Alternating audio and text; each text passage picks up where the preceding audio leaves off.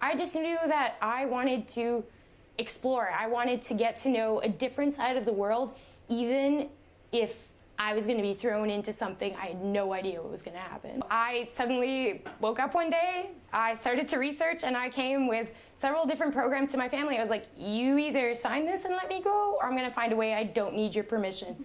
I studied in Italy, specifically an island called Sardinia, in between Corsica and Naples. I spent one entire school year there. I formally put in an application with Rotary International. They have a youth exchange program. I applied through my local Rotary Club and went through a series of interviews and was chosen. It was a little bit grueling, but in the end, totally worth it. I've learned to be more outgoing and definitely more accepting of differences. The program, when I first went in, explained to me something. I'm going to a different country as a cultural ambassador. You go and you're bringing everything that you have ever learned from infancy to being a young adult. You're taking that to somewhere else where they're not used to it. And vice versa, you're going to be culture shocked by what they have to bring to the table, but eventually after your experience, you mold those two into who you become. Yeah, culture shock was difficult. Rotary gives you a lot of reading material to try to combat culture shock, but almost everyone goes through it at one point. My culture shock was not understanding the language and not realizing that the island had a dialect.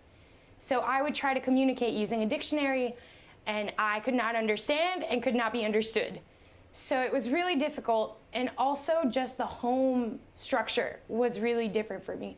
My first week, my host family left me the day after they picked me up and left for Russia and left me with a family member I had yet to meet, directions in Italian, which I did not know.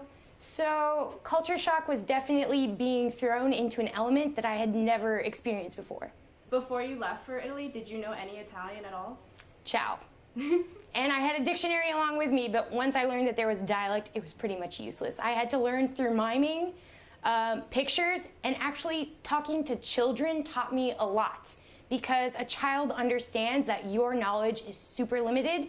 He will teach you by showing you, and with toys, which is interesting. You just have a lot more responsibilities. You have to take care of yourself, and you have to know street smarts. It's something everyone has to do, because you do grow as a person. You experience things you probably never would have, and it's good to be thrown out of your element. You learn more about yourself and about the world surrounding you. I actually still write letters, I Skype, I make phone calls. I had two different host families who I literally to this day call them my Italian mom and dad and my grandparents. So I still have very long-lasting bonds.